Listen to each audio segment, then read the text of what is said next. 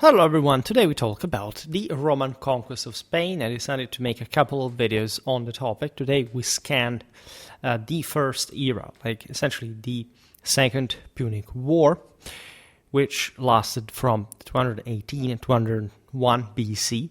I finally have enough images about the Polybian army, which may seem strange, but is actually very difficult to find represented in any of the Wikimedia Commons images that I normally use, because they are free for commercial purpose and they're basically the only one you can find online. I still have to, of course, create more, because for our historical military unit series, of course, we routinely create new original art for very specific, in fact, imagery required by the topic. By the way, here I also use some later Republican Roman imagery because it relatively fits in general, and I could open a parenthesis on that. That's also because I collected the image also for the second part of the video. But since we are the Second Punic War, you know that many of the older, at least ideal, Polybian legion that is definitely described in the classical fashion of the Astati Principes Triarii in a sort of original class of recruitment division, etc., had been, especially in Spain,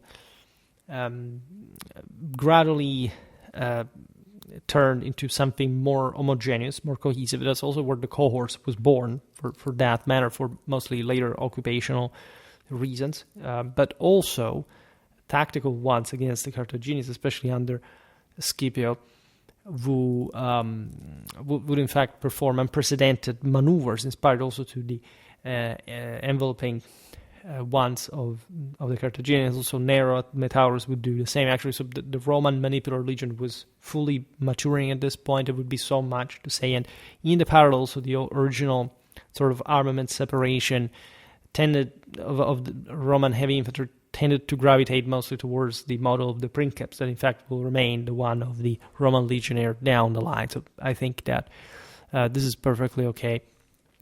This is partly the reason why I have never made, may seem very strange, in fact, videos about the Second Punic War. Admittedly, this simply did not emerge from the cycle/lottery topic.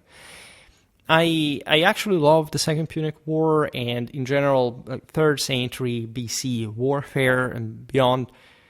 We must expand a little bit more, and now, in part, because of this technical reason, we can't do it. At the same time, we're also expanding a bit on the broader strategic history, the great historical campaigns of classical antiquity that some of you are particularly anxious about for me to discuss.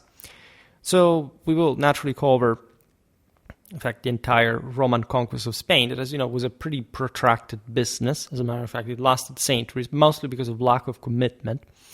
And it provides really very interesting set of military historical notions. I also made multiple videos about the Celtiberian warfare, army organizations, tactics, and so on. So that serves as a bit of a background, and we'll keep expanding on this, right? And this phase that we discuss here, during the Second Punic War, witnesses this, important, this turning point, essentially, with the complete expulsion of Carthaginian forces from the peninsula after, pretty consistent time of Phoenician colonization and probably Punic, also partly hinterland conquest, by the year 206 BC. That's a very complex and also bold statement that I made, because Phoenicians historically did not have much like population colonies like the Hellenics, the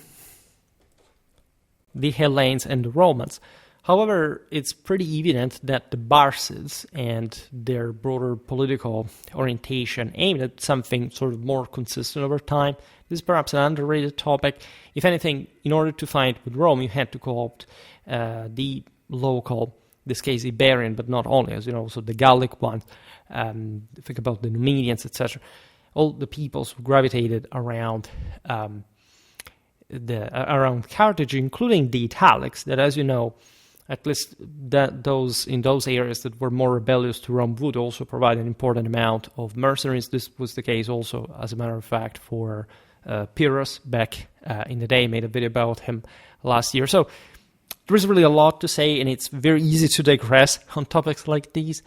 However, today's video is a strategic history fundamental, and the one of a Roman victory, establishing, in fact, a last military and administrative presence that would gradually expand over the course of nearly 2 centuries until the entire region came under Roman control. At the end of the video, we will also essentially, not spoiler, but let's say conclude this video within an overarching narrative that we will fulfill, especially in the next episode.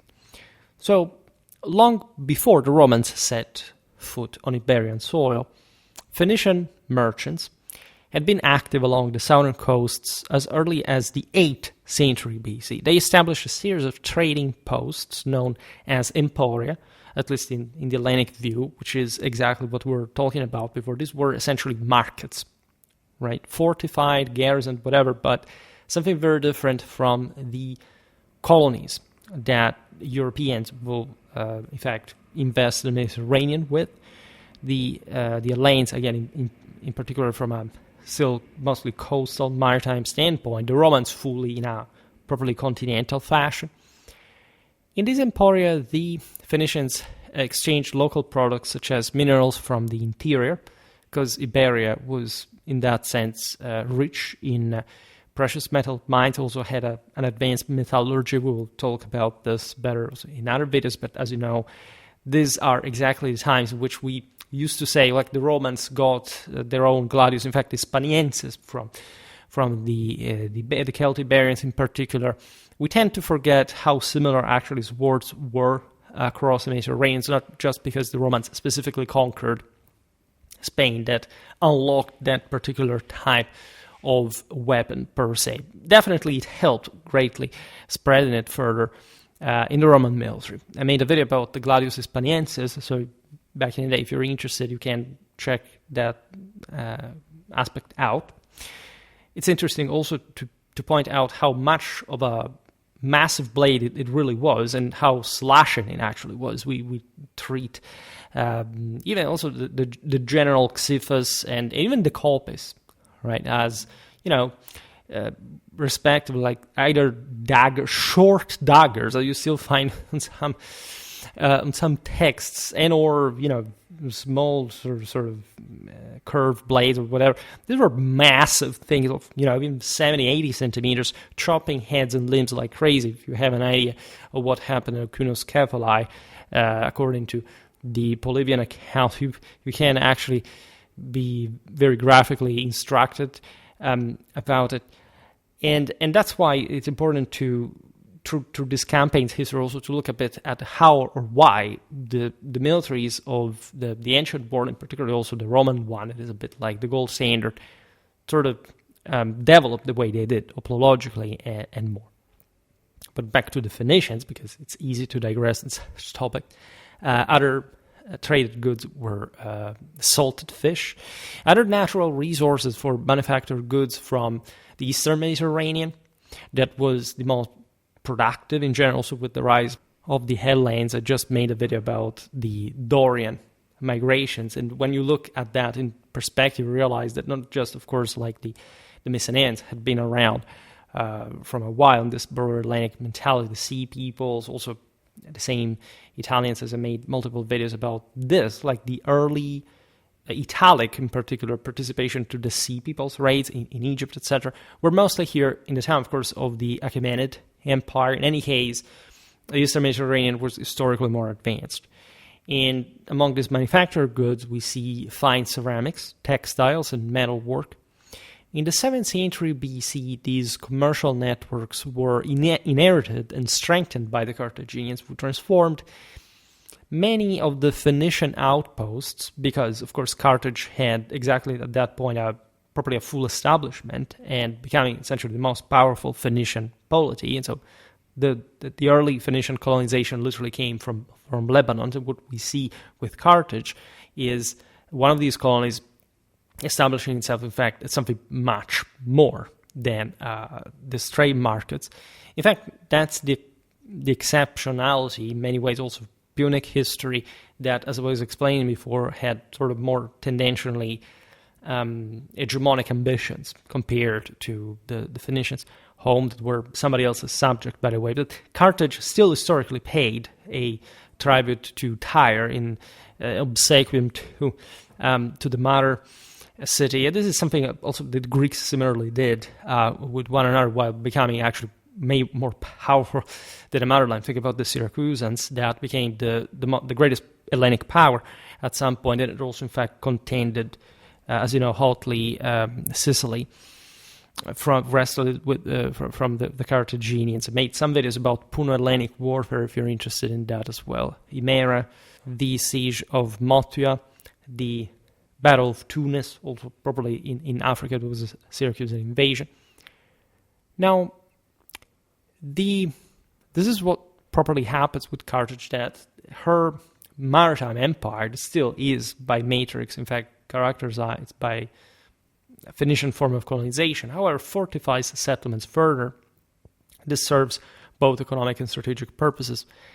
And at the same time, of course, in talking about Spain today, Hellenic traders based themselves there too, right? Actually, the most important Hellenic colony in the area was, say in the area because it was heavily interconnected also with northeastern Spain, was the colony of Massalia, this modern-day Marseille. And they began from there, in fact, to explore the eastern coasts of the Iberian Peninsula. So much so that area, it's a bit like, you say, also look at the Middle Ages, and literally there are the same pattern, Provence and Catalonia, right? You know that these lands were actually very close historically and very much interconnected.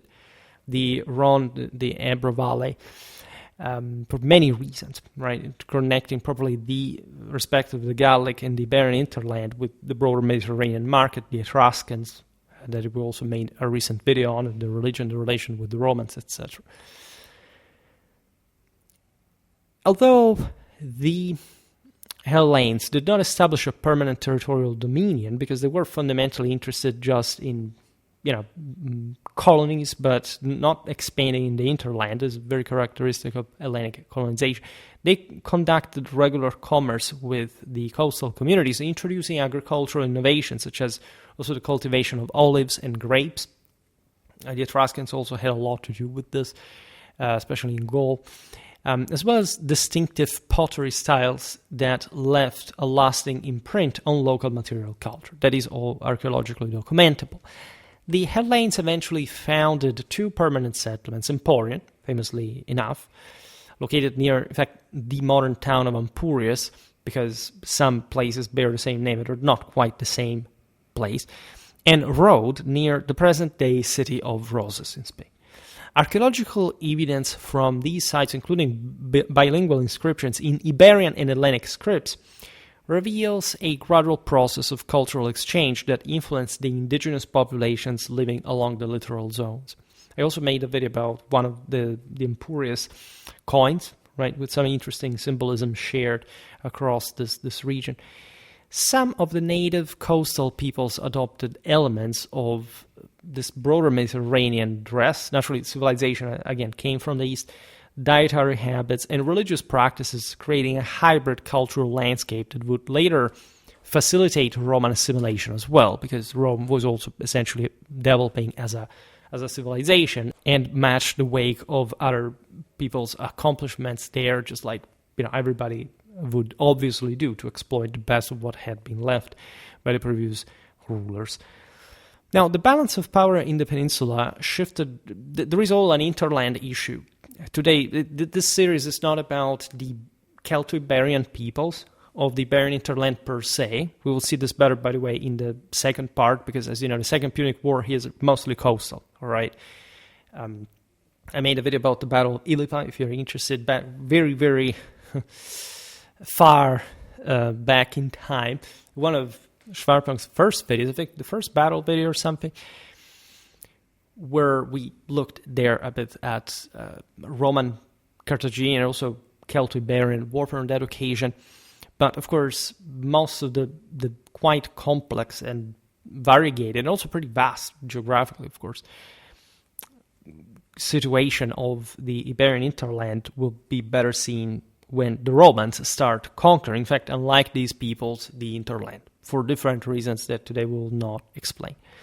It sufficed for the Romans for a long time, including, in fact, in the latter end, this general so-called recruitment crisis that a bit has been resized historiographically, but had very much to do with the military fort in Spain, right? The Romans essentially were not really committed themselves up to a certain point in their history, say the mid 2nd century BC, to actually take over the hinterland of the countries they had conquered. Right? For them, it was just basically overlapping as a big Mediterranean dominion over in fact, mostly the Hellenic world that was very rich, and so living off of that. Then, at some point, Rome steps up politically, strategically, and not just confers the empire that already existed. It already existed, actually, at this point, with convention, at least. There are many ways one could institutionally define the empire. In conventional, as you know, the imperium is a theological concept more than else. However, the establishment of, as we'll see now, the provinces of Sicily, Sardinia, and Corsica as provinces outside of Italy, in the Romano-Italic Confederacy that controlled this, it's considered the end of the First Punic War, probably the moment in which the empire is born. Not just, in fact, a European character. This will fully happen with Caesar if we especially understand Gaul as the obvious and the, at that point, necessary element for creating such a thing. But in Spain, things had already started, and that's in fact a sort of underrated scenario for different reasons, both historical and historiographical, because Gaul was sort of more profitable than Iberia. This is debatable to an extent, or at least Gaul will more cohesively Romanize in ways that Spain also similarly did, because, you know, it's basically together with Africa, but in particular in Europe, those are the two major success of Romanization, at least the top ones, the marbles.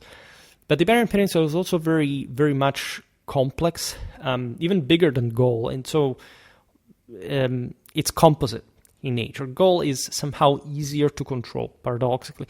And I would say that also the fact that the Romans conquered Gaul in 8 years for good, while they took hundreds of years to conquer Spain, has partly to do with this. In part, it has to do, of course, with the Celto-Iberian resistance, but in practice, it is also a broader consideration of what was viable, interesting at the time, what also other peoples were doing in the East that was, in any case, especially after Alexander, the most obvious direction of any great empire. So these are big concepts. We're not even just looking at this. Also because Rome, as we'll see now, as you already know, got entangled in Spain for reasons that, in fact, were above that. Yes, they had an interest already in that region that had been eyeing it, but it's all about the Punic Wars, and so they're drawn there by Carthage. Now, the balance of power in the peninsula, as we were saying, had shifted dramatically after Carthage suffered defeat in the First Punic War, because at that point Rome rose as the hegemonic power in the Western Mediterranean. In other words, by the beginning of the Second Punic War, Rome was stronger than the Carthaginians at sea and pretty much at everything. In fact, if you really can appreciate how momentous in the art of war historically and more the figure of Hannibal really was, when you realize that Carthage, yes, was a threat, and as the Barca demonstrated, could really dismantle Rome and the Romano-Italic Confederacy, even though he also failed for a reason, because it's not like this. The system was weak. Actually, was the most traumatically courageous creation that traumatically shocked Hannibal, scholarly more than anything that Cannae could do on the same Romano-Italics, and that's actually the biggest lesson of the Second Punic War. But in general, like the Romans after the First Punic War had won big time. I mean, Carthage was in many ways done for. per se, there was no comparison. Rome had the strongest military, had the strongest navy. It took the military genius of Hannibal to rebalance the odds during the Second Punic War. And having lost control of Sicily, Sardinia, and Corsica, that belonged, in fact, to Carthage. The Barcid family that was already very much at the top of the whole, not just political but scenario, but the military practice, also the art of war, as you know, tactical experimentation, through also Spain, Spanish experiments, battles against the Celtic barons and so on.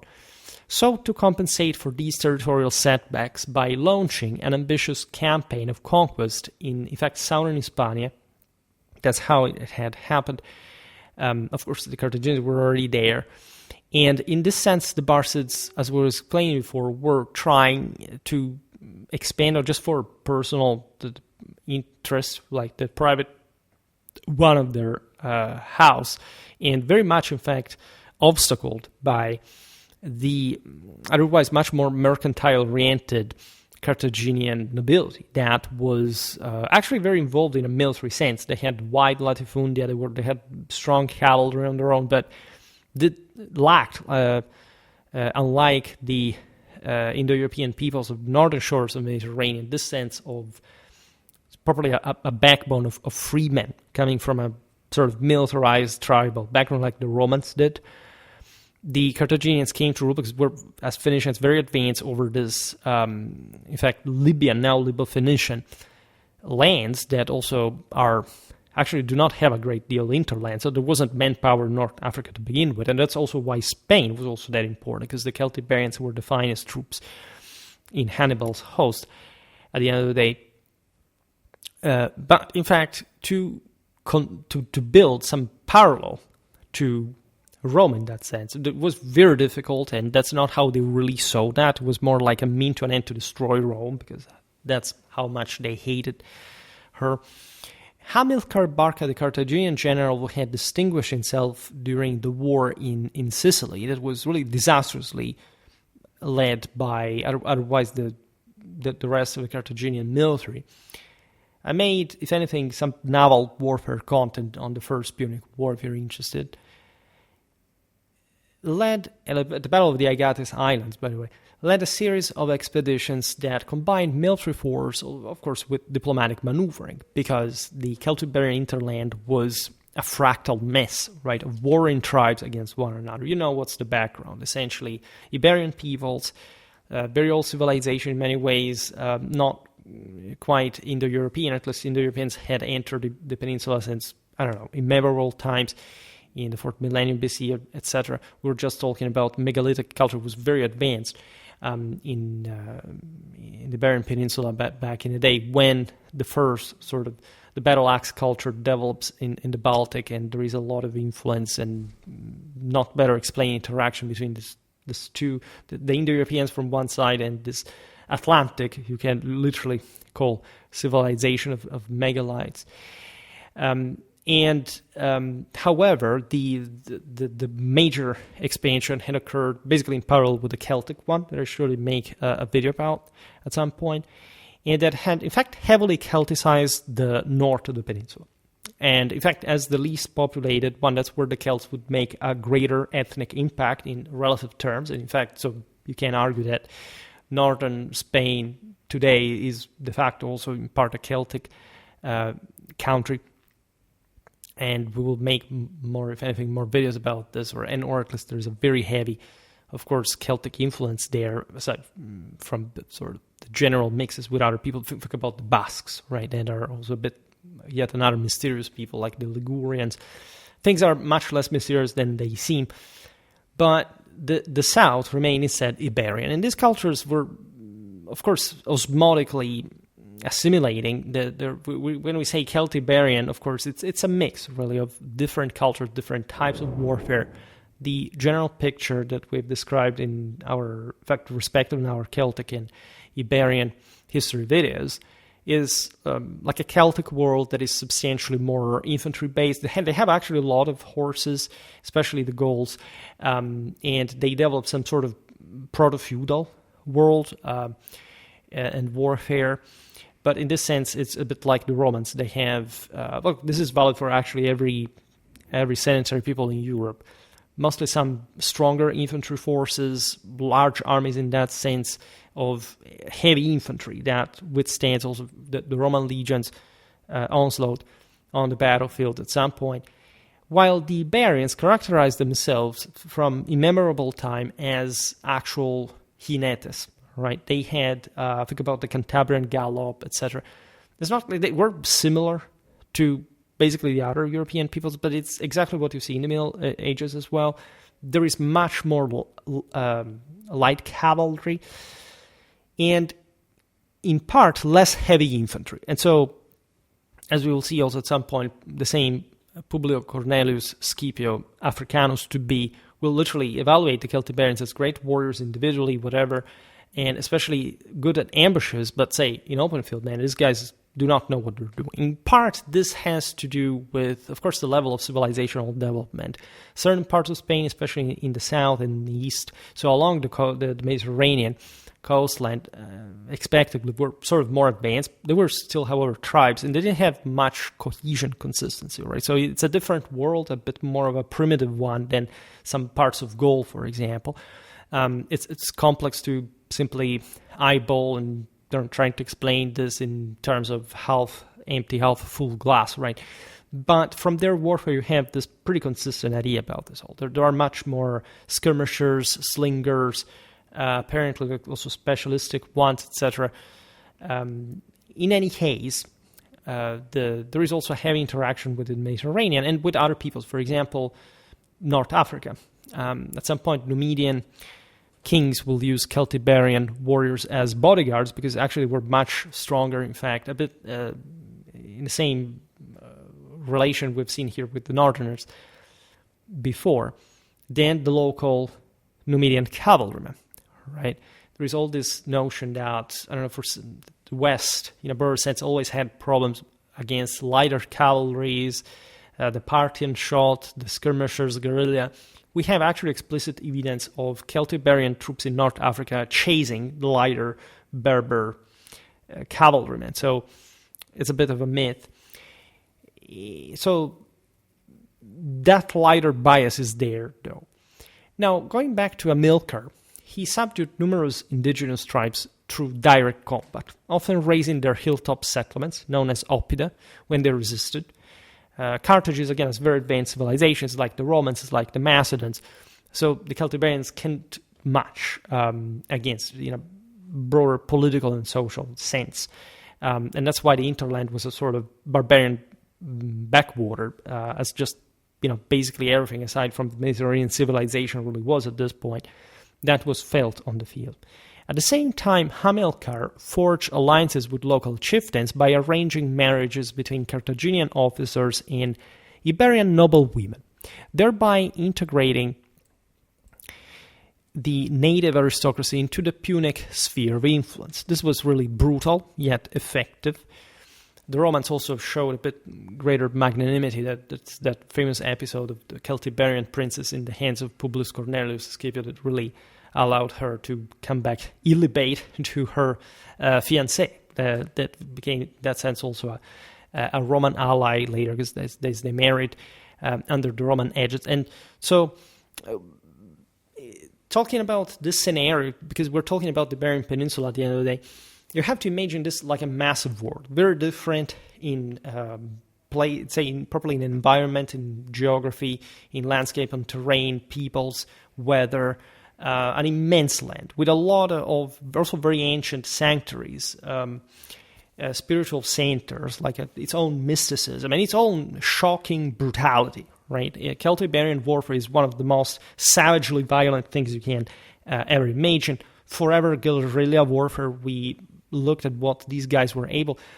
Ancient sources literally tell us that this back and forth sort of hit and run tactic was completely normal. The Celtiberians were not shamed at the idea of withdrawing just to come back in that way, because it was also typical in their way of war that they literally took pride at that as well, withdrawing in the mountains and these fortified hilltops and very sort of also primitive areas with very few accessible water, wells, and so knowing very much the terrain, and this will become a nightmare.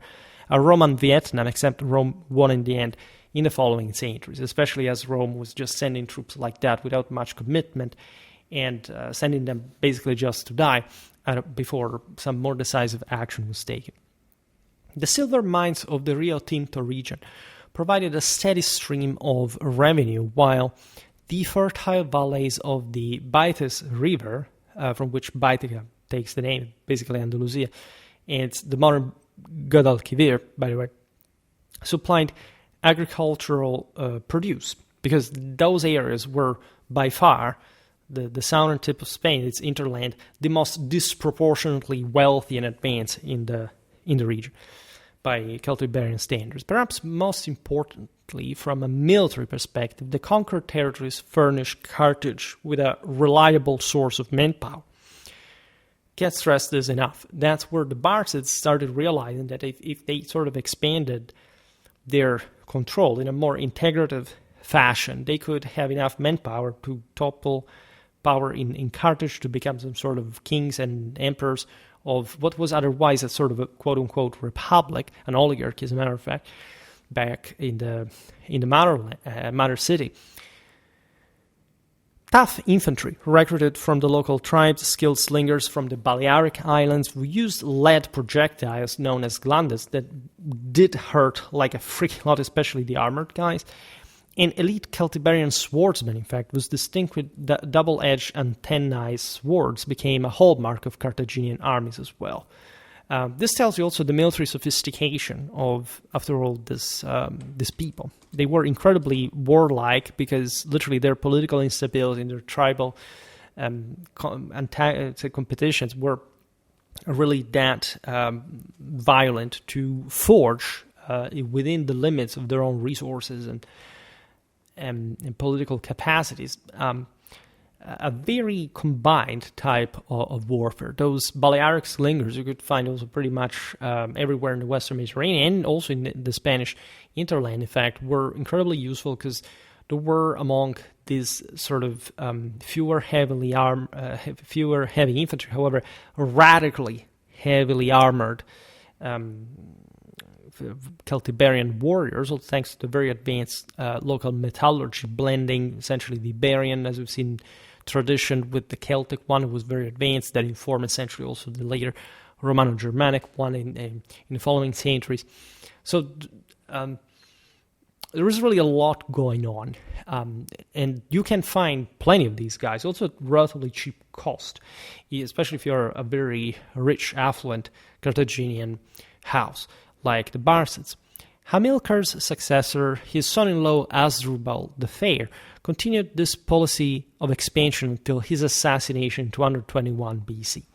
In 226, he had negotiated a treaty with Roman representatives that established the river Ebro as the boundary between Carthaginian and Roman spheres of influence in the peninsula, so basically in the northeast. And this meant essentially that the Carthaginians held sway over the most advanced parts of the peninsula, the closer one to Carthage, of course, and the Romans had some sort of foothold in the far northeast, right? As they had been expanding historically also in the southern Gallic coastline, following also the Hellenic polis and so on there.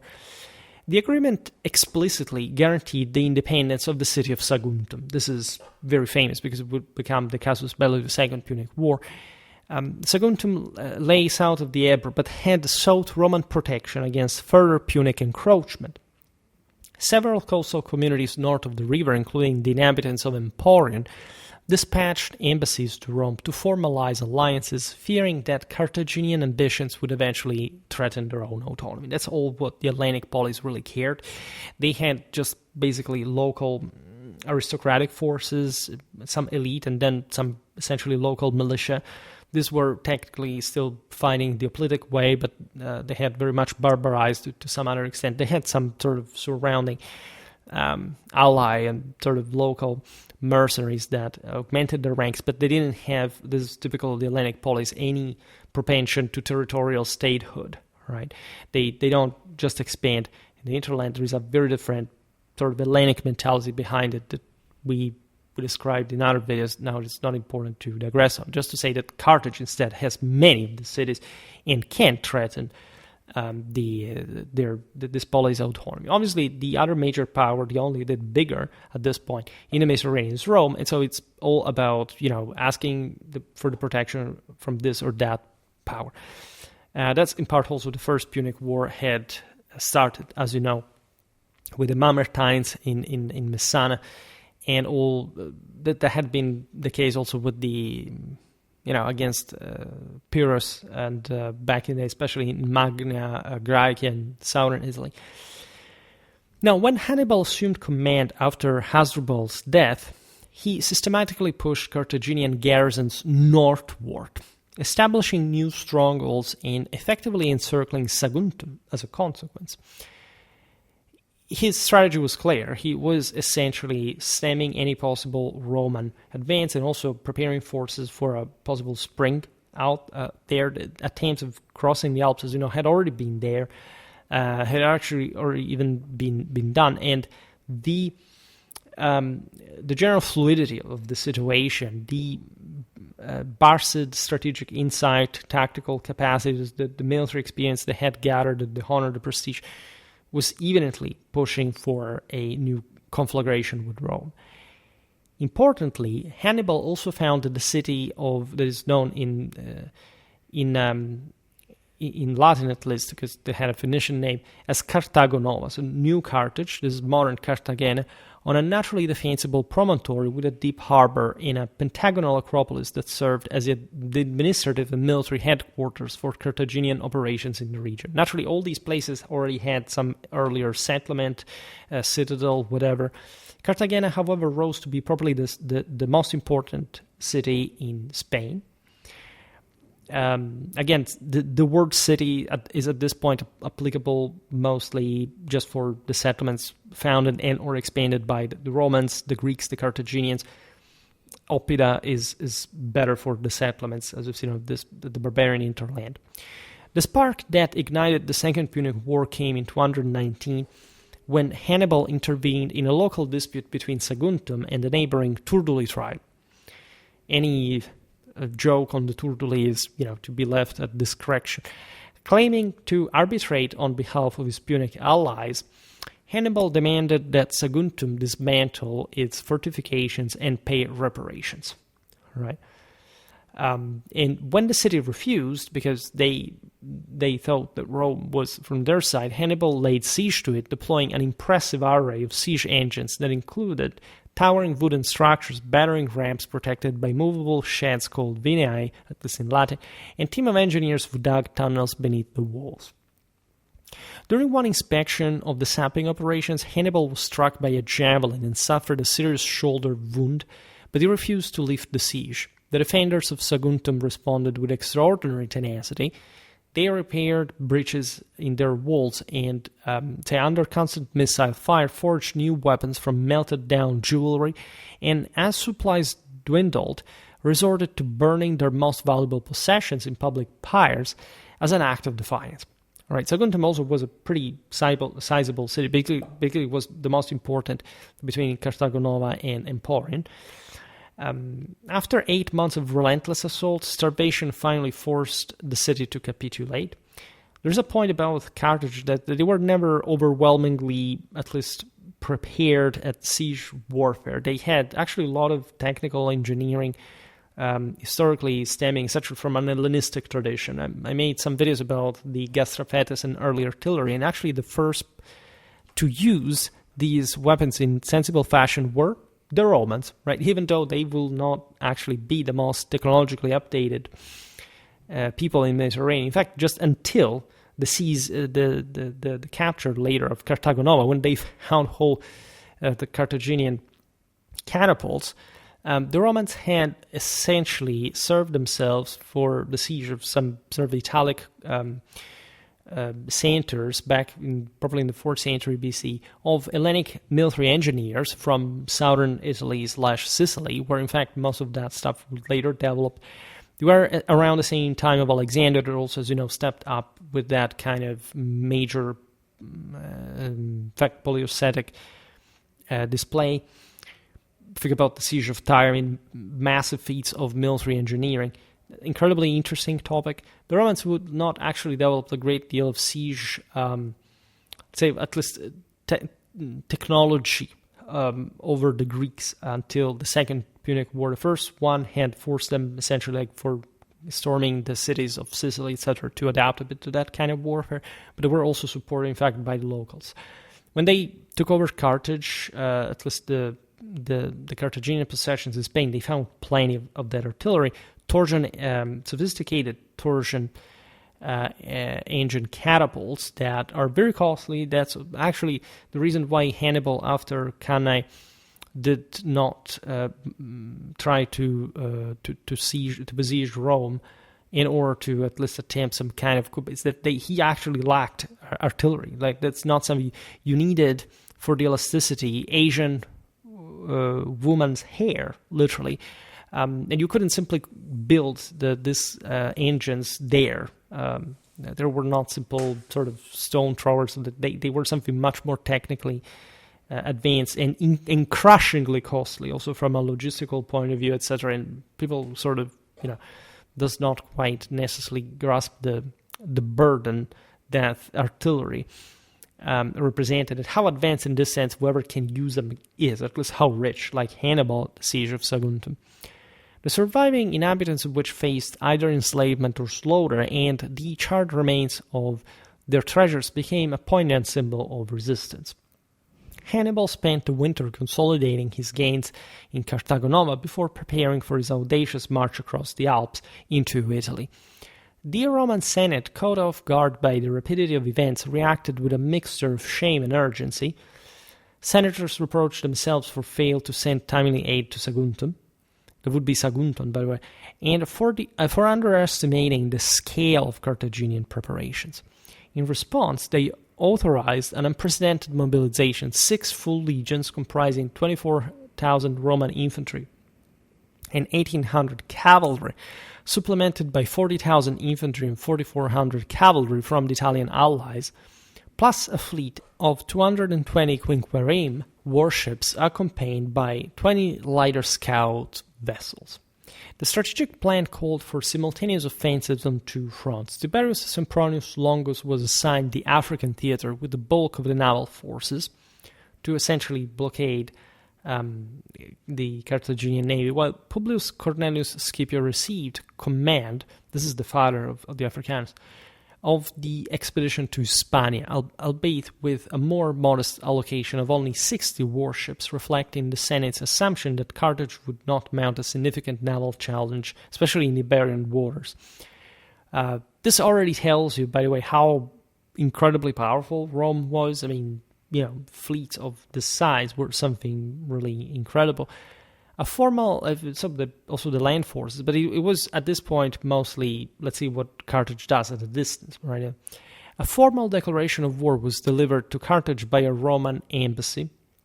According to Livy's dramatic account, the elderly senator Quintus Fabius Maximus entered the Carthaginian council chamber, gathered the folds of his toga in one hand, and declared that he carried both peace and war within its fabric. The Carthaginians defiantly instructed him to release whichever he preferred, and when he let the cloth fall open proclaiming war, they accepted the challenge without hesitation. In the spring of 218, Publius Scipio's fleet reached the port of Massalia, where he received alarming intelligence from Numidian scouts. Hannibal had already crossed the Rhone River and was marching toward the Alps with an army that included war elephants. A brief but bloody clash between Roman and Numidian cavalry confirmed the report. Recognizing that the main Carthaginian threat now lay in Italy itself, Publius Scipio made the momentous decision to send the bulk of his expeditionary force onward to Hispania under the command of his brother Cneius Scipio Calvus, while he himself returned post-haste to northern Italy to confront Hannibal on the plains of the Po Valley. Naturally, again, this story is about the Iberian Peninsula. We'll talk more about the Second Punic War. It's such an evergreen. We can make all the videos that you want about it without ever, missing or sort of repeating something. Cneius Scipio Calvus disembarked at Emporion amid a welcoming delegation of local Indigetes and Lacetani leaders. These were all sort of hinterland tribes who had long-standing ties with Massalia that had created probably, in fact, this part of with the Ebro river mouth areas, like very strong ties historically. And Calvus immediately set about refurbishing these alliances, of course, and because they, by controlling Massalia, of course, Rome had this obvious connection with these tribes that now loathed Hannibal, the Carthaginian presence, and were playing along with Rome. And in fact, recruiting also auxiliary contingents from the coastal tribes. Advancing southward along the littoral, he encountered a Carthaginian division commanded by a general named Hanno at a site near fledgling settlement of Tarraco, modern Tarragona. This also was a very important settlement, actually may have well been more important than the same Saguntum and Emporium. As I was saying before, Saguntum between Carthago Nova and Emporium was the most important. That will become actually probably the Roman cornerstone for the domination of Spain in the early year. It's also close to Emporium. And where massive cyclopean walls would later mark the future provincial capital, in fact.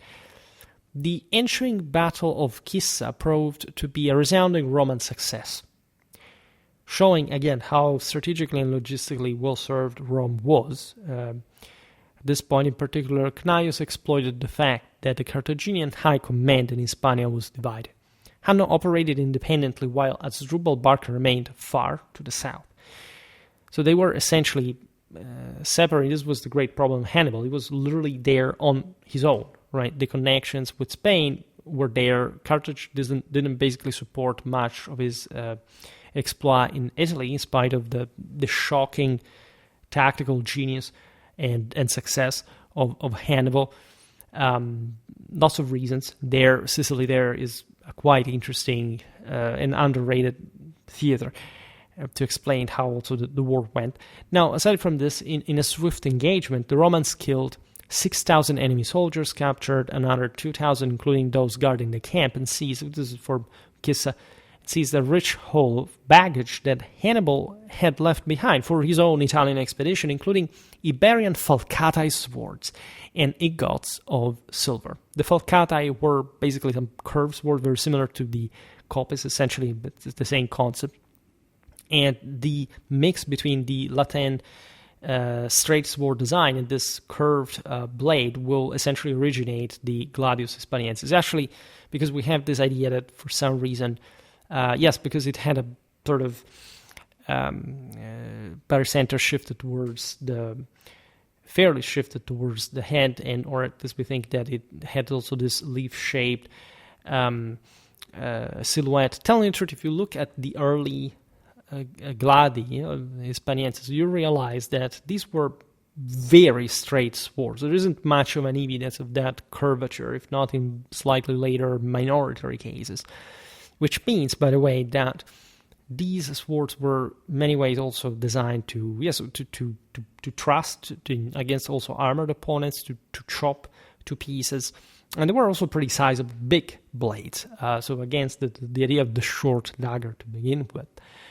Never underestimate not just the Celto-Iberian individual warrior sort of culture, but also what prepotently lived still within the cold, disciplined legionnaire that had at this point just brutally schooled into advanced soldiery, but by the Romans, but retaining what the Romans exalted themselves at that point, the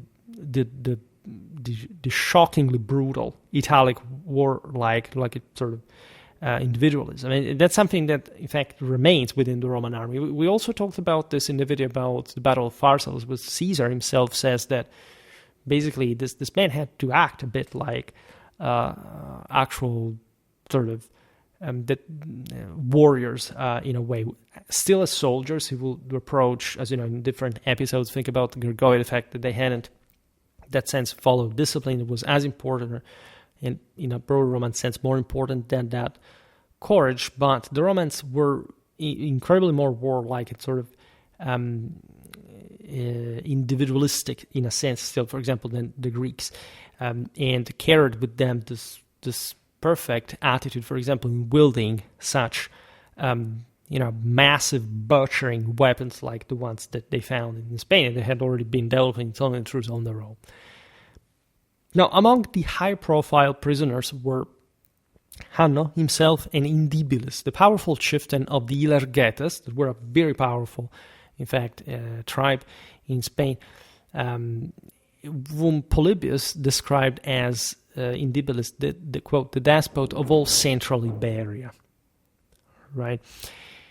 And a staunch Carthaginian ally, of course, Hasdrubal Barca hurried northward with reinforcement of 8,000 infantry and 10,000 cavalry from probably the southern Spain, Cartagena.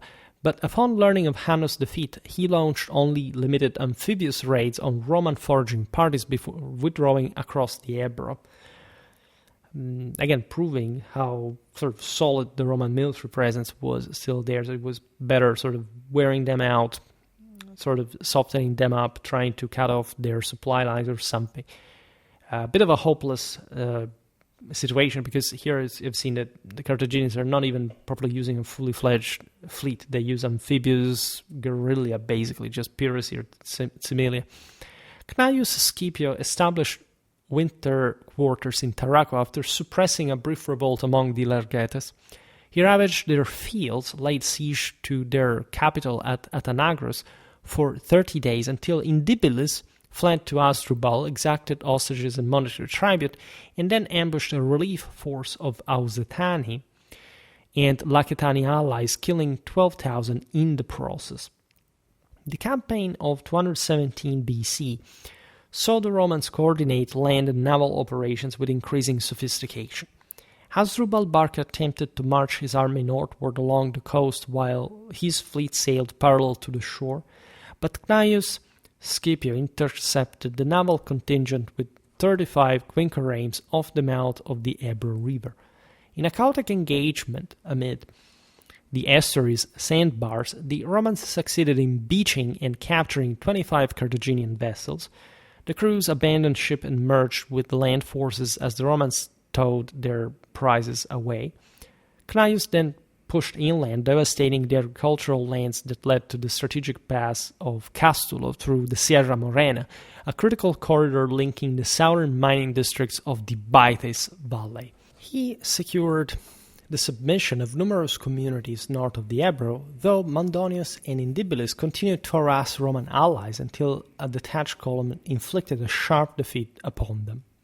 Meanwhile, Celtiberian raiders launched incursions near Cartagena itself, only to be routed by Hasdrubal in a separate engagement that cost the Carthaginians 15,000 dead and 4,000 captured. This is very interesting, by the way, because there is some sort of Celto-Iberian alignment with Rome as opposed to some sort of major Iberian tribes. This was the case because, after all, again, the Iberians were more habituated to Carthage. They were closer to it. They were sort of more materially developed than the Celto-Iberians, that, however, were more warlike and somehow also ambitious. And so Rome, of course, is a more imperial power that could give them more, also considering that they didn't much fear themselves in the north, some interland expansion of Rome that was more interested in the south as well. So there was this rivalry between the Celtic North, Iberian South, that lives in these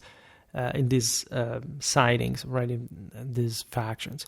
Publius Scipio, whose command had been extended by the Senate, arrived with fresh reinforcements of 8,000 soldiers and 30 triremes, and the brothers converged on the ruins of Saguntum to plan the next phase of the campaign. In 216 BC, Hasdrubal received substantial reinforcements from Africa, including 4,000 infantry and 1,000 cavalry. He used these troops to suppress an uprising among the Tartessi, people in the far south who had been incited by mutinous Carthaginian naval captains, furious at being censured for their cowardice during the Battle of the Ebro River.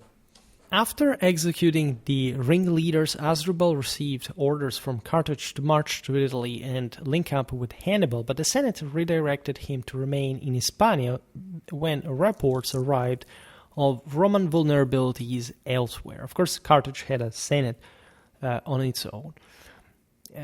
Hasdrubal laid siege to the strategically important town of Iberia near the Ebro, which controlled rich grain stores, useful, of course, to supply the now increased Punic forces. The Scipio brothers abandoned their own siege operations to intercept him, and in the ensuing battle they shattered the Carthaginian army, inflicting heavy casualties and forcing Hasdrubal to abandon any immediate plans to leave the peninsula. The year 215 BC witnessed a series of coordinated Carthaginian assaults on the town of Ilorci, which had defected to Rome after the Battle of Cissa.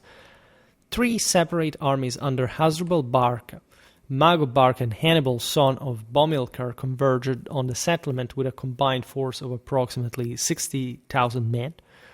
The Scipiones managed to infiltrate a desperately needed grain convoy through the encirclement, and in the subsequent engagements they routed the Carthaginians, killing 16,000, capturing 3,000 soldiers and 1,000 horses, and seizing all 3 enemy camps. A second battle at the nearby town of Ibilla produced even more dramatic results. 13,000 Carthaginians fell, another 2,000 were taken prisoner, and 9 war elephants were captured. Livy remarked that these victories in Hispania far surpassed anything achieved in Italy that summer, and they triggered a wave of defections among the indigenous tribes as well. Essentially, Rome and Carthage were fighting over the control of these local tribes' support. The following year, 214 BC, opened with a Carthaginian victory over a large force of Hispanic auxiliaries operating independently, an event that nearly caused a wholesale defection of tribes south of the Ebro, showing essentially that alone even they could beat the Carthaginians. Publius Scipio acted swiftly, crossing the river and establishing a fortified camp first at Castrum Album, modern Alicante, where the citadel had been provisioned with grain, and then at a site known as Victory Mountain. Remember the Mons Jovis and the Montjoie Saint-Denis, when enemy concentrations made the first position untenable. Asdrubal Gisgo arrived with additional forces in the powerful city of Castulu, where Hannibal himself had married a local princess, switched sides to Rome. Cneius Scipio relieved the siege of Ilorci by marching a legion in light order through the night, slipping between 2 Carthaginian camps and inflicting heavy losses on the besiegers before entering the town. The next day he launched a successful sortie that cost the enemy another 12,000 men. The Carthaginians then turned their attention towards the town of Megara in the upper Batis Valley, but Cneius raised the siege without a fight and pursued the retreating columns to a series of running battles. In one of these, Publius Scipio carried into the field on a litter due to wounds, directed operations that resulted in 8,000 enemy dead, the capture of 1,000 men and 8 elephants, and the deaths of 2 Gallic chieftains named Monia Capto and Vismar. The Romans retook Saguntum, in the process expelled the Carthaginian garrison and enslaved the Turduli who had instigated the original war, if you remember, so siding with Carthage against this Atlantic center, razing this tribe's settlement to the ground, by the way. The year 213 marked a temporary shift from open warfare to some sort of diplomacy and intrigue. The Scipiones dispatched 3 centurions to the court of Sufax, king of the Masai Sulu in western Media, modern-day Algeria, to conclude an anti-Carthaginian alliance. One of the officers, a man named Statorius, remained behind to train Sufax's infantry in Roman manipular tactics. This also gave a bit the impression that the Numidians at some point had their own legionnaires, because also later during the civil wars of Caesar's era, there were some local legionnaires raised from Numidia, while there were, by the way, yes, Roman colonists already there that could provide that manpower. There's no doubt that the Numidians would have been equipped in part as the same Romans and whatever, but there isn't the idea that the Numidians eventually would have simply their own sound infantry. In fact, was not really scarce, but tended to follow the same pattern of the cavalry, so mostly skirmishers, lighter troops that could stand their ground mostly against one another. That could be insidious, especially in large numbers, but not quite in the sense that they would fight as Roman legionnaires, right? Sufax sent envoys to Hispania to coordinate with the Roman commanders, which was quite sort of wise in a political and strategic sense, and to persuade Numidian contingents serving the Carthaginian army to defect at that point. In response, Carthage appealed to Galla, king of the Masuli in eastern Numidia, who entrusted the campaign to his young son, Massinissa. That is quite a name, as you know. With Carthaginian logistical support, Massinissa won a decisive cavalry battle that sent Sufax fleeing across the desert to the Maurusi tribe in northern Morocco. These watersheds, these different regions, were sort of neatly defined. I made a video about Morocco and as a Roman province, right? So how it came into being during this context, etc. I also made something about Numidian warfare already. It's very interesting to see how, of course, like the divisions between these peoples already were, like the Romans and their ethnographical insight, of course, shapes, sort of rounds up things. But of course, these peoples barely also were developing some broader sense of, national identity, whatever. It's paradoxically through Roman cooptation that they would be compacted as sort of more than a sum of tribes, and in any case as Roman subjects. But these were faraway lands. In fact, the later war in Numidia in the later 2nd century BC was also something that witnessed into the rise of Marius and Sulla, also exemplified more like the otherness, the fact that Rome didn't even see these people, so they didn't care at all. It was like exactly like a very primitive, distant world. Meanwhile, in all this, the Romans recruited their first Celtiberian mercenaries proper, all right, paying them the same rates as their Carthaginian counterparts, and for the next 2 years, the clash in Hispania was conducted primarily through negotiation and subversion rather than pitched battle. This aspect is interesting because we're not looking merely at some allies that provided troops on their own. The Romans start simply hiring mercenaries on their own. Of course, everything was still political. These were partly allies, etc. But these war bands, they were quite good, right? Celtiberian infantry, in particular, was more available. Yes, cavalry was important also for these peoples, and especially in the north. Heavy cavalry was, if anything, smaller, numerically speaking. So, in general, like this very tough, heavy infantry from the Celtiberian hinterland is the crack force the Romans employ to probably also shield their flanks, to have like quite interesting roles in this still, as you understand here, hit and run kind of scenario. Like there are lots of ambushes, lots of backs and forths, guerrilla warfare from both sides, because after all, the Romans and the Carthaginians adapt to local warfare as they were fighting through these proxies largely. The fragile equilibrium shattered in 212 when the Scipio brothers decided to launch a major offensive aimed at ending Carthaginian resistance once for all. As you understand, in the broader sort of picture, regardless of what was happening also in Italy and elsewhere, the Romans have quite imposing force and upper end in general. The Scipiones now hired an additional 20,000 Celtiberian mercenaries, which is an enormous number, regardless of what could have been the real one. It still means like a large portion, probably, of the Roman forces. Like I've seen originally Rome had levied 24,000 legionnaires, plus naturally sort of more allies. But here are pretty sound forces, and this shows also the Celtiberian alliance with Rome, an alignment against the Carthaginians.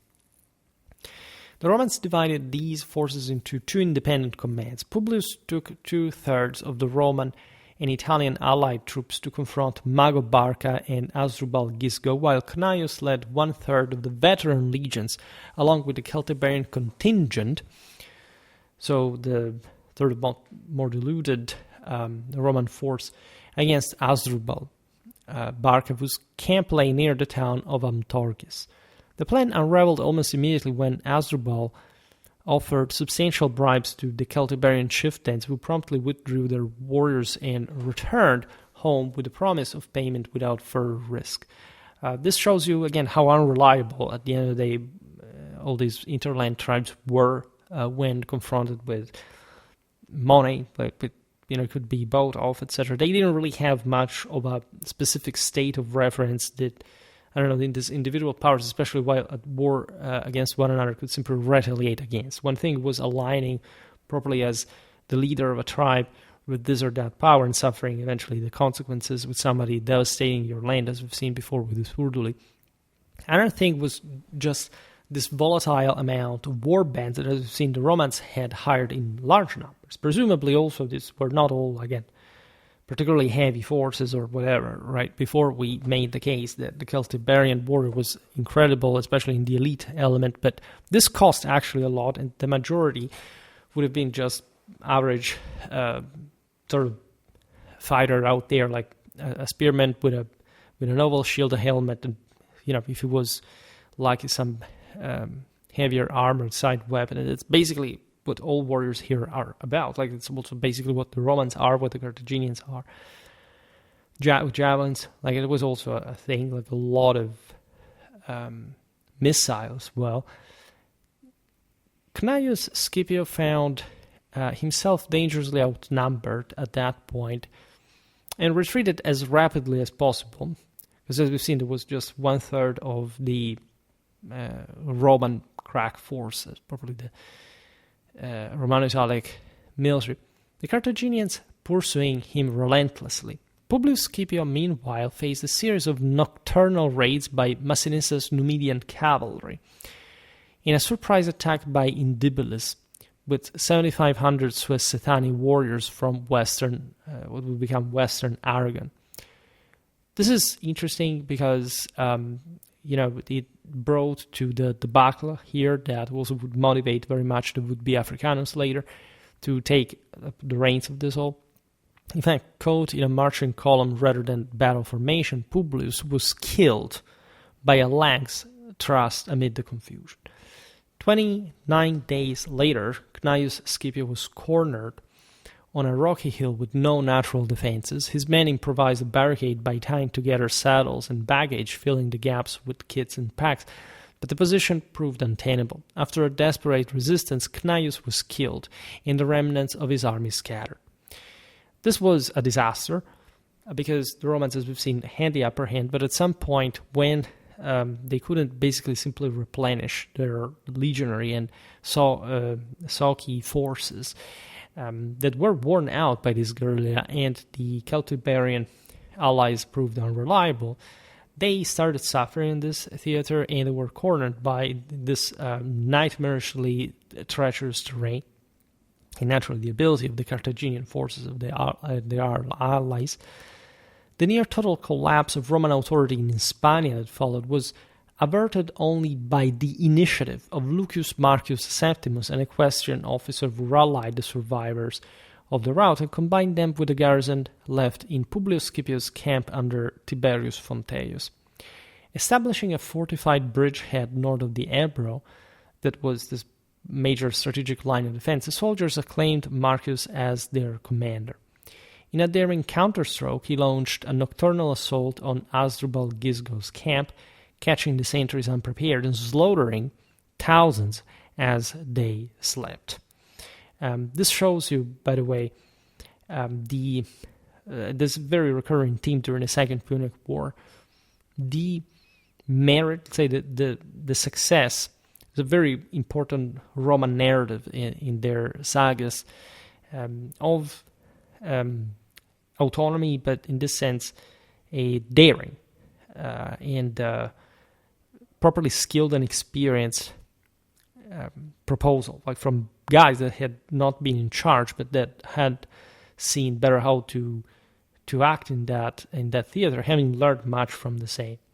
A secondary attack on Mago Barca's camp followed, with ancient sources offering wildly varying casualty figures, anywhere from 7,000 to 37,000 enemy dead. Naturally, the latter may seem like a bit of an exaggeration.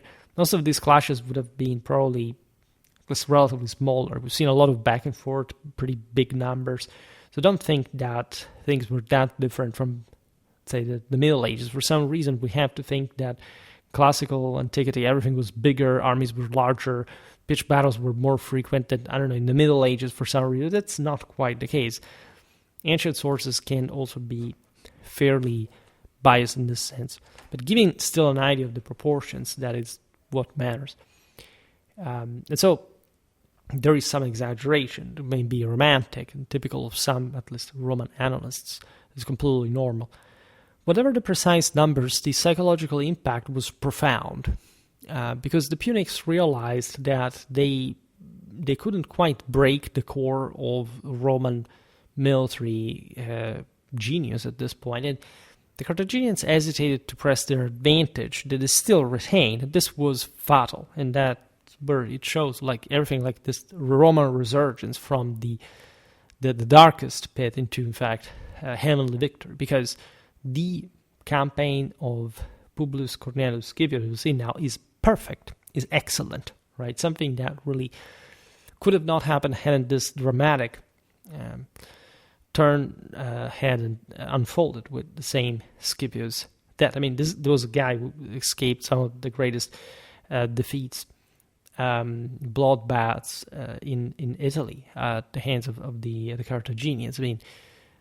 Africanus was already to become that in a naturally Roman providential sense. Now, the Roman Senate in all this responded to the crisis in 211 by dispatching Gaius Nero with fresh reinforcements of 6,000 Roman and 6,000 allied infantry, together with 300 Roman and 600 allied cavalry. This is the typical proportion, equal infantry but also larger cavalry forces. At some point in theory, 3-1 with the Roman citizen, but as you understand here, also something a bit different. The Italics had some solid equestrian culture, as we've seen also in different videos about the Romans in general. Nero succeeded in trapping Hasdrubal Barca in a narrow pass in the Ausitanian territory known as the Black Boulders, but Hasdrubal employed a classical stratagem. He opened negotiations and dragged out the talks for several days while his army slipped away under the cover of darkness. By the time Nero realized he had been duped, the Carthaginians were gone.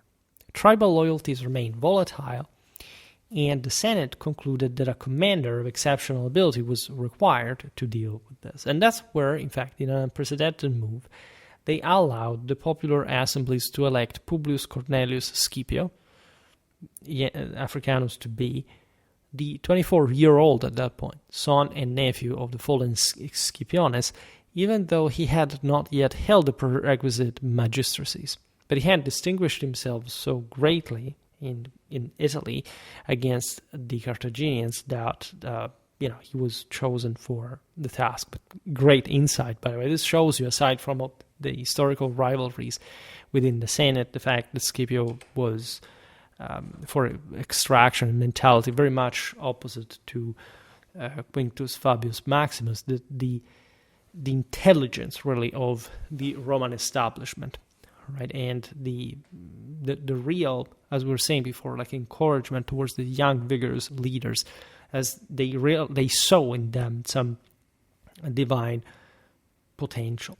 Accompanied by Marcus Junius Silanus as his deputy and 11,000 new levies, the young Scipio landed at Emporium in 210 and immediately set about restoring Roman prestige in the name of his father and uncle. Scipio's first major operation demonstrated his strategic genius. Recognizing that Carthago Nova was the linchpin of Carthaginian power in the peninsula, it contained the enemy's central arsenal, treasury, stockpile of hostages, and the only deep-water harbor capable of supporting a large fleet. He launched a meticulously planned combined assault. This was a masterstroke. While Laelius commanded the fleet that sealed the harbor, Scipio encamped opposite the northern landward wall. The city occupied a promontory protected on three sides by water, a shallow lagoon to the west, an inlet to the east, and a narrow isthmus to the north. Local fishermen from Tarraco informed Scipio that the lagoon became fordable at low tide, especially when northerly winds drove the water out. Feinting a conventional assault on the land walls to fix the garrison's attention, Scipio waited for the tide to ebb and then sent 500 hand-picked men wading across the lagoon to scale the undefended western wall. Simultaneously, Marines attempted to escalate the seaward face, though many ladders proved too short or splintered under weight. Once the lagoon detachment gained the ramparts unopposed, they opened the northern gate from within, and the main Roman force poured into the city. It was enough to have a bait to distract the enemy also from the other side and opening the gates to get the main Roman force in. The forum became the focal point of the fighting. The eastern hill and citadel were stormed in succession, and the garrison commander Mago surrendered. So it's a typical clash. You see it also in the Middle Ages all the time. Actually, like there is the main city square, if you get that, you get basically the capacity to destroy anyone who comes from the street. Then there can be some citadel resisting, but at the end of the day, the Romans won by conventional sort of unconventional for entering the city, but still conventional urban fighting. The capture of Carthago Nova yielded immense strategic and material dividends. The Romans seized 18,000 silver murices, an arsenal containing 120 large and 281 small catapults, 23 large and 52 small ballistae, countless scorpiones, and enough raw materials to equip an army. This is really the moment in which the Romans will never come back. Sorry, in logistical military engineering terms, like what they found here, also in a broader sense in their art of war, will stick with them in a way.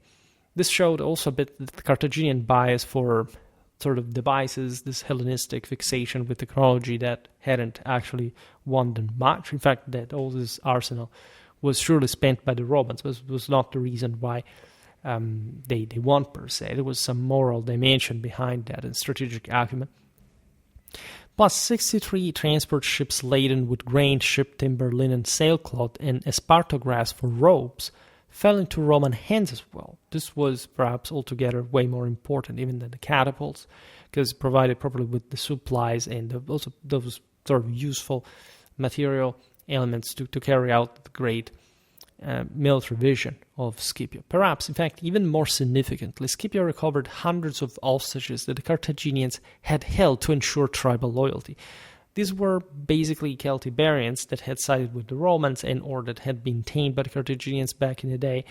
Scipio could display an incredible magnanimitas. It truly intended in the capacity of covering all these Celtiberian leaders' political scenarios by orchestrating their public restitution with calculated generosity. The wives and children of Indibilis and Mandonius were returned unharmed, and when a young Celtiberian noble named Alucius arrived to ransom his betrothed, as we were saying before, Scipio refused payment and instead bestowed the gold as a wedding gift, securing in return a personal guard of 1,400 elite horsemen. That's what the Celtiberians eventually gave to the Romans, just of this out of sheer, essentially, chivalry from the side of Scipio, recompensated with this literal knighthood, like saying this guy has a divine power, like he did something for us. He could have simply kept the Carthaginian yoke going instead. All right, this is a major display of Roman cultural, moral, and civilizational superiority. Besides, Carthago Nova's artisans were enrolled as public slaves with the promise of manumission in exchange for producing munitions, while non-belligerent captives were pressed into service as oarsmen. So Scipio instead uses this third esstators to just produce what had to do with their fourth estate clienteles. And there was also capacity to enlist to enforce, of course, enlistment of these war prisoners as just, horsemen, obliging them to go along with the ship's interest, otherwise they would have sunk themselves. So it's an incredible display of control stemming from probably Scipio's senatorial, but also almost Alexandrian, as sense. He was the guy who went shaped after Alexander at this point, differently from the Romans that had worn beards on a more regular basis in the previous generation. I made also a video about Scipio's later trial after Magnesia, as you know the story, right?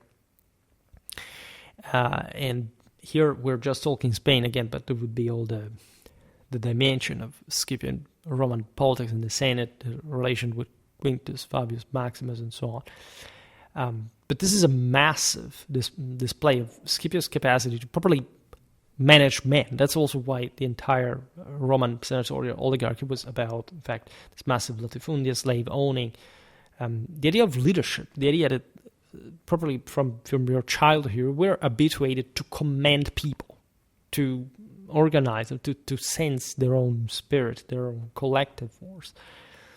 Scipio's clemency towards the civilian population also stood in stark contrast to Carthaginian harshness and initiated a wave of defections from the Punic side.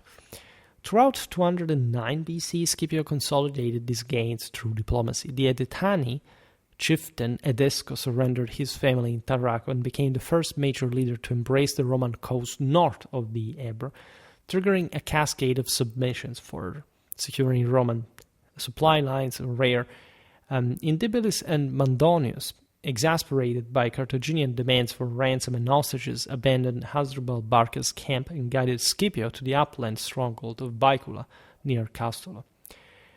Hasdrubal occupied an elevated plateau with a river protecting his rear and a ridge screening his front. Elephants posted in the van to essentially cause a vogue and destroying the best of the head of the Roman lines, anticipating because again there was also a change, as we were explaining before. In the traditional way, Roman troops were actually aligned. Right, I have to make a video about probably the Roman Manipular Legion. Is actually one of my most favorite topics ever, and I realized never really made a video about this. Actually made some video about it, but let's say one just dedicated to it would be really more than welcome. Now, anticipating the convergence of Mago and Hasdrubal Gisgo, Scipio launched a daring flank attack, sending velitas and selected heavy infantry scrambling up the slopes on both wings while the Carthaginians were still deploying. This already prefigures some other, battles where Scipio had basically absorbed the lesson. Here we're even before the Battle of Metaurus, that displayed at least the fullest of that enveloping maneuver we were saying before. Scipio had already terrorized that, so this shows that the Roman military in general was ready for this. And they were, by imitating Hannibal and this major enveloping maneuvers that the Barcids had experimented in Hispania, showed that the Romans were disciplined enough. They had some ever more. Now, there were also relatively veteran forces fighting for a lot of years, so there was all the right factors here in to experiment in turn and to show the increasing flexibility, so to say, of the Roman army. The importance of the velitas, Scipio armed them with the local Hispanic swords and exalting their, in this sense, kind of assault troops even against lighter forces, like also the Carthaginians had. And so they turned into some sort, not just of skirmishers, but of assault infantry, which suits very much like the Iberian theater here, but also the manipular probably the heavy infantry is sent now in a way that is much more homogeneous, uniform, and tending towards what essentially become the cohortal legion. Right? It's said that Scipio invented the cohort in Spain.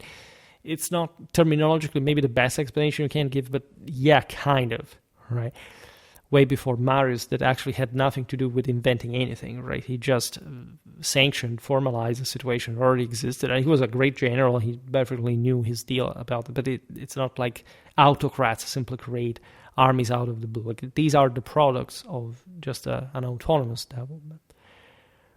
And this maneuver is crucial because it properly beats the Carthaginians while still deploying, which again is remarkable considering the practice that the Barcids had in the previous decades. So Rome chose to beat the enemies exactly in what those had previously excelled, which is again a massive leitmotif in the Roman sagas. Hasdrubal's lines disintegrated. He evacuated his treasury and elephants, retreating toward the Tagus River and the Pyrenees passes en route to Italy. Native auxiliaries hailed Scipio as imperator at that point, which, as you know, is a great manifestation, probably of the Holy Ghost.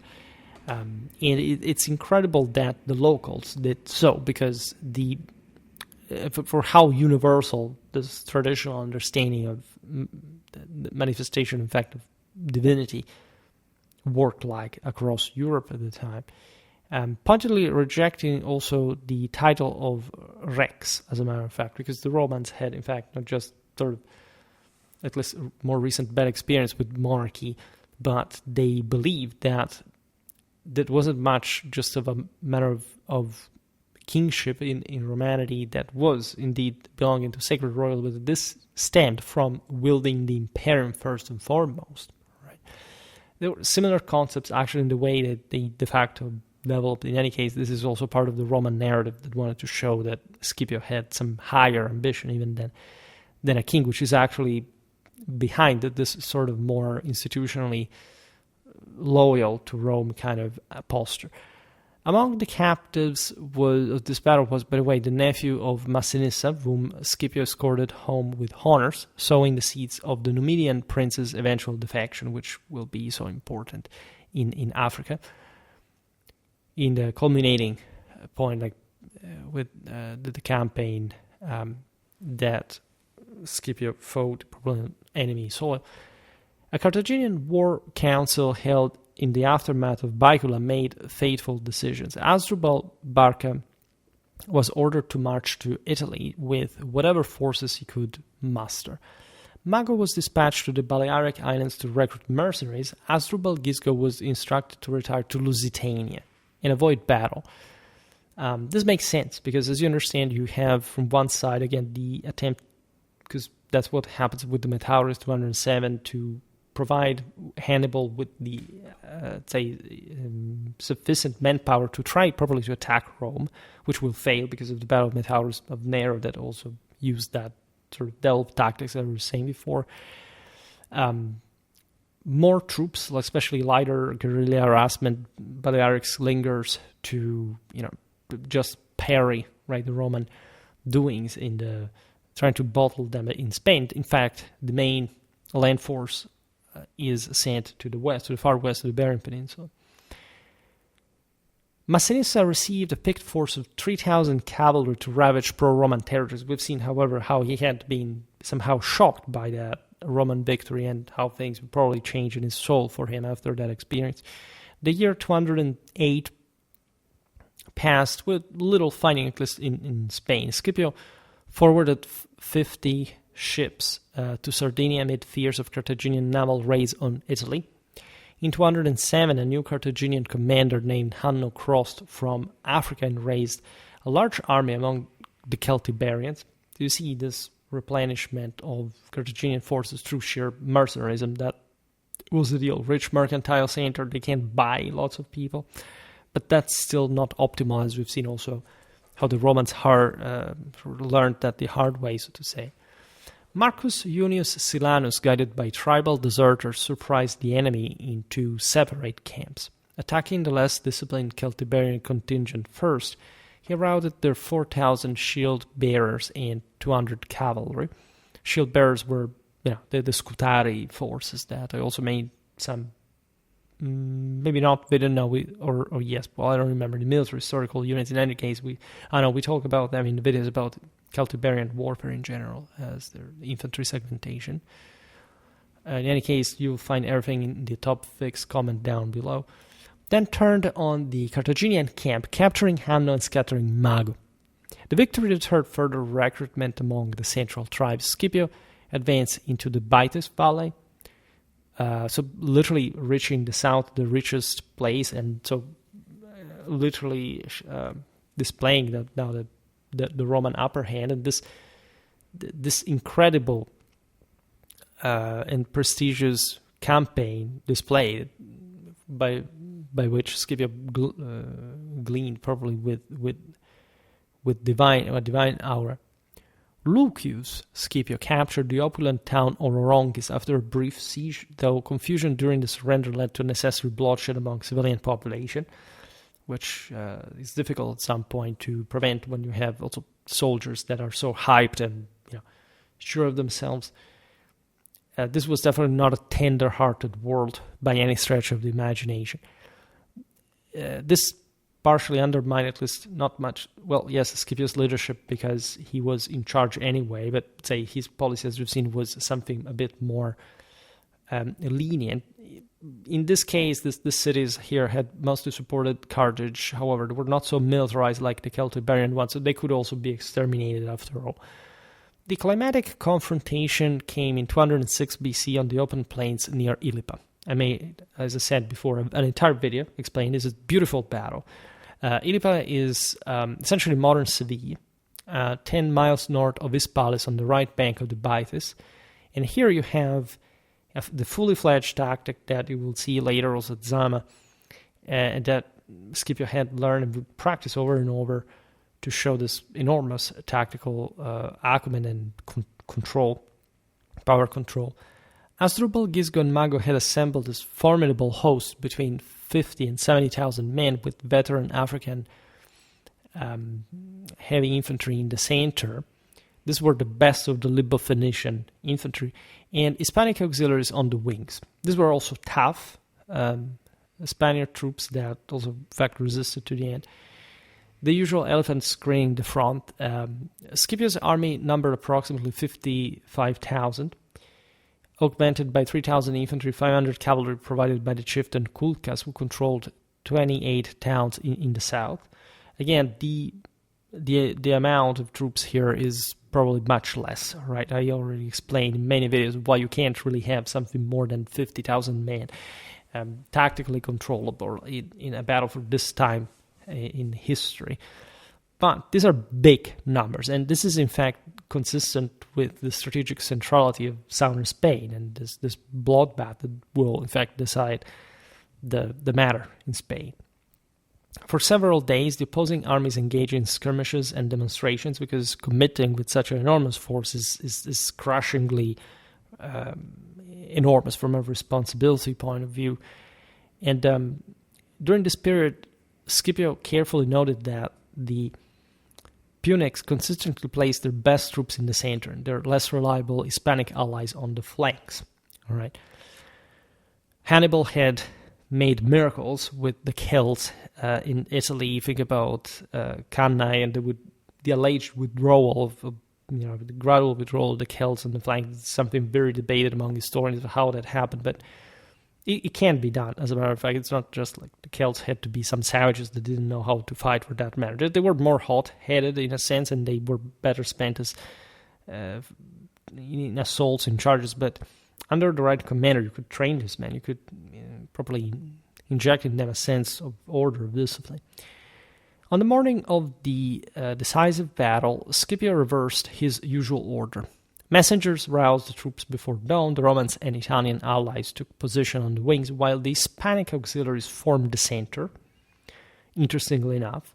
So this is a bold choice because, of course, this Celtiberian troops are less reliable in the center, but The double envelopment here is to be carried out by the best forces of the Romano-Italic Confederacy.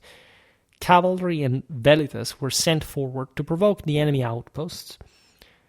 Tough ground as always, and as the sun rose, Scipio advanced his wings rapidly in this enveloping order, while the center crept forward slowly, creating a crescent formation, de facto, even though it's conceptually some sort of two separated elements, the wings and the center. Again, everything is explained in that very old video that is probably painful to listen to, but still, explains how the thing actually went.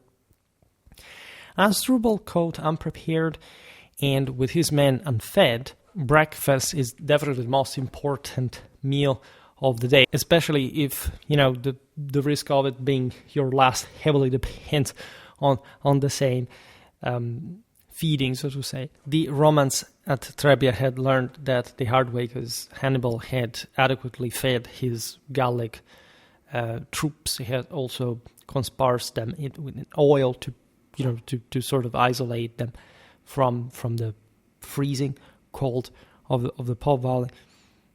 This men were also deployed in haste on the lower ground near Hasdrubal's camp. The Roman wings enveloped the Carthaginian flanks, cavalry and light infantry wheeling inward while the heavy hordes charged frontally. We don't know exactly how the various units interacted with one another.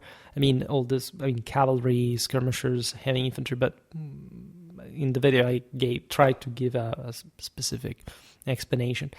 Elephants panicked by volleys of javelins, by the way, because in fact the skirmishers had come to pepper their behind, which was notoriously the only way to knock out an elephant in that sense, stampeded through their own lines, which is not nice. And so by noon, heat and hunger had sapped the strength of the African veterans who found themselves isolated as their Hispanic allies crumbled.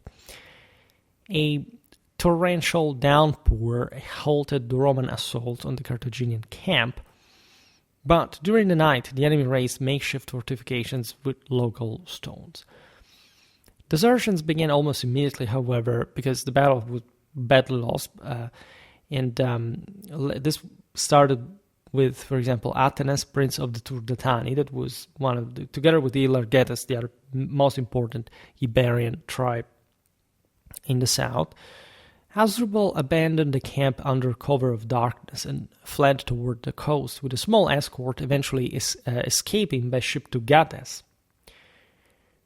The remnants of it, it was another very important, Carthaginian port, to say the least, so basically in the proximity of the Strait of Gibraltar. The remnants of Hasdrubal's army was thus dissolved. Some surrendered, others melted into the countryside. In any case, many were caught and butchered down. Massinissa concluded a secret agreement with Silanus and returned to Africa, by the way, where, you have the adventure of this Numidian prince, sort of popcorning in front of, this massive display of in epic capacity, the history of the art of war, and learning on the basis of that and seeing what the Romans were made of. And in fact, he would remain in Africa a steadfast Roman ally for the rest of his life. After this, agreement, after all, recognition of the fact that Rome really got all the numbers right to win his support as well.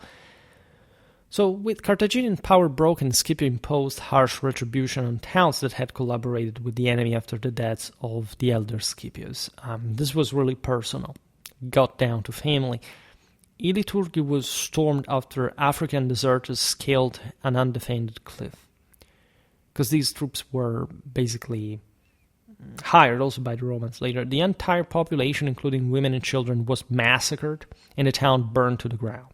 That's the price you had to pay to go against Rome, betray her, and more. The Romans were not particularly sensitive from a human point of view, but in fact they knew better to beat that. Castulo surrendered when, so this quite important center, bridging different parts of the peninsular hinterland, when its Carthaginian commander betrayed the garrison, sparing the inhabitants, which was an interesting moment. Lucius Marcius accepted the capitulation of several towns, but showed no mercy to Astapa, whose inhabitants staged a suicidal sortie, piled their valuables and families on a pyre, and immolated themselves rather than face enslavement. That is also what, in tradition, most people actually believe is the case. Like, if you have to live in shame, it's better if you, fall on the sword. A plot to betray Gades to the Romans was uncovered. Mago arrested the conspirators and sent them to Carthage. This was the last outpost on the sea, and so basically the entire Spain was lost, and prospects were not that good. Laelius intercepted the aforementioned convoy at sea and sank 4 ships.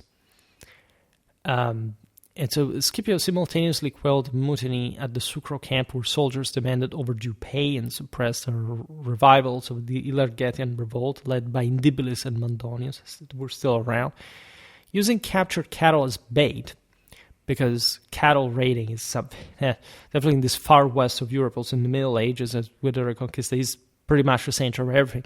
He lured the rebel army into a narrow valley, encircled it with cavalry, and inflicted a crushing defeat. When you know that the Romans really knew their deal, and they excelled in strategy, even though they didn't even have a name in Latin for it, differently from the Greeks. Imposing a heavy indemnity, by the way, very Clausewitzianly, certain universal principles are there the same, and war is always fought in the same way. It's underpinned by the same identical dynamic. Massinissa granted leave to plunder the mainland from insular Gades, met Scipio secretly and pledged support for a future invasion of Africa. That was the next step, right? Mago's final act in Hispania was an abortive raid on Carthago Nova. They hoped that with a coup they could retake at least the most important city, but repulsed at the walls, he executed the city's magistrates for closing the gates and sailed to the Balearic Islands, wintering on the smaller island after being repelled from the larger.